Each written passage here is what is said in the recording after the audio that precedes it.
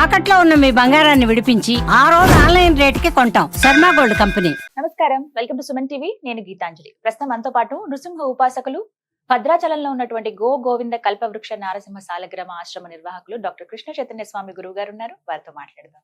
గురుగారు నమస్కారం అండి. నమస్కారం అమ్మా. 29వ తారీఖు మార్చి షష్టగ్రహ కూటమి, అలాగే అమావాస్య, పాల్గొన అమావాస్య.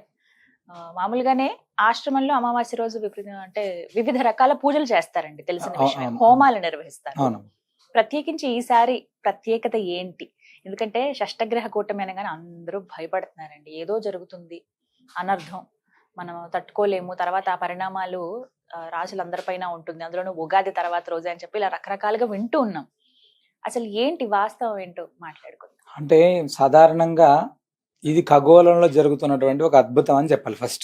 అంటే మనం చాలా మంది ఖగోళంలో జరిగేటువంటి అన్నిటివి కూడా మనకు ఆపాదించుకోవద్దు.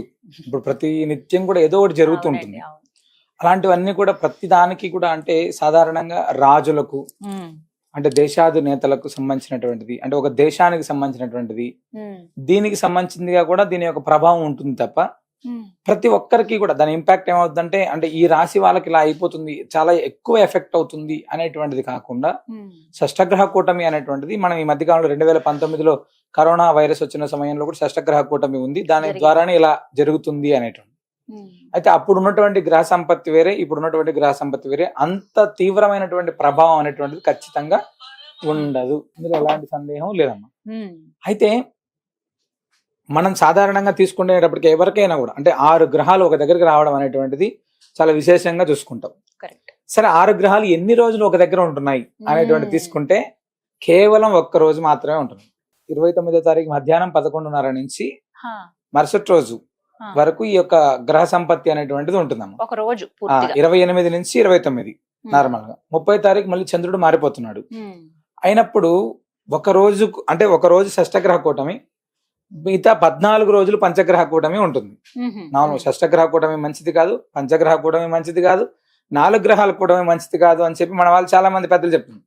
అయితే ఇందులో బలం అనేటువంటిది చాలా తక్కువగా ఉంది. ఇందులో చంద్రుడు అనేటువంటి వాడు కానీ ఇలాంటి అంటే రోగకారకులు ఎవరైతే ఉన్నారో వాళ్ళందరికీ కూడా అంత ఎఫెక్టివ్ గా ఎవరు లేరు. కాబట్టి దాని వలన విపరీతమైనటువంటి వ్యాధులు ఏదో ప్రబలిపోయి ఏదో అయిపోయేటువంటి అవకాశం లేదు. ఫస్ట్ అంటే మీనరాశిలో ఈ యొక్క షష్టగ్రహ కూటమి ప్రభావం చేత, అదే విధంగా సింహరాశిలో వీటి యొక్క ప్రభావం చేత కొంచెం ఆ రాశుల పైన ఈ యొక్క ప్రభావం పడేటువంటి అవకాశం ఉంది. ఎలాంటి ఆ ప్రభావం అంటే ఆర్థికంగా, లేదా అనారోగ్యానికి సంబంధించిందో, వాహన ప్రమాదాలకు సంబంధించిందో, ఇలాంటి వాటిపైన వాటి యొక్క అంటే అజాగ్రత్తతో కూడుకున్నటువంటి ఏదైనా కూడా ఖచ్చితమైనటువంటి ఇబ్బందులు ఉంటాయి అని చెప్పి మనకు పెద్దలు చెప్తారు. అది కూడా తీవ్రతరం కాదు. ఫస్ట్ ఈ షష్టగ్రహ కూటమికి సంబంధించినటువంటి ఒక వ్యాసాన్ని మధ్యకాలంలో చదివితే అందులో పెద్దలు చెప్పినటువంటి అంశాలు ఏంటంటే, షష్టగ్రహ కూటమి కానీ పంచగ్రహ కూటమికి సంబంధించినటువంటి ఈ 14 రోజులు ఏవైతే ఉందో ఆ 14 రోజులు కూడా విశేషంగా విష్ణువుని ఆరాధించమని ఉంది. అంటే విష్ణువుని ఎలా ఆరాధించాలి? మన మత్స్య, కూర్మ, వరాహ, నారసింహ ఇలా ఏవైతే అవతారాలు ఉన్నాయో, విచిత్రం ఏంటంటే మనందరికీ కూడా ఈ యొక్క అది వచ్చేటువంటి కాలంలోనే మనకు ఉగాది పండుగ, శ్రీరామనవమి ఇలాంటి విశేషమైనటువంటి రోజులు ఉన్నాయి. 14వ తారీఖు దాకా మనం ఈ యొక్క పంచగ్రహ కూటమి ప్రభావం ఉంటుంది అని చెప్తున్నారు.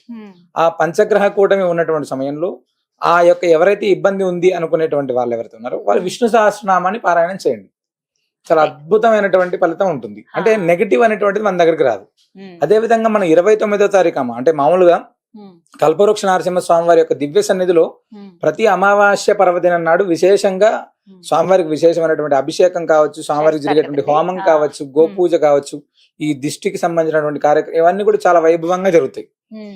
ఈ షష్టగ్రహ కూటమి అనేటువంటిది ఏదైతే ఉందో ఆనాడు మనం ఖచ్చితంగా ఈ యొక్క షష్టగ్రహ కూటమి అంటే ఈ యొక్క ప్రభావం అనేటువంటిది ఏ రాశులు, 12 రాశుల్లో ఎవరికి కూడా ఉండకూడదు.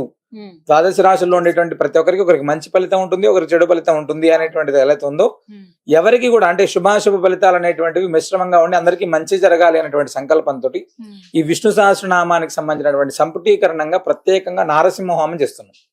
విష్ణు సహస్రనామంతో సంపుటీకరణం చేసి నృసింహ హోమం 29వ తారీఖు చాలా విశేషంగా మనం చేస్తున్నాం.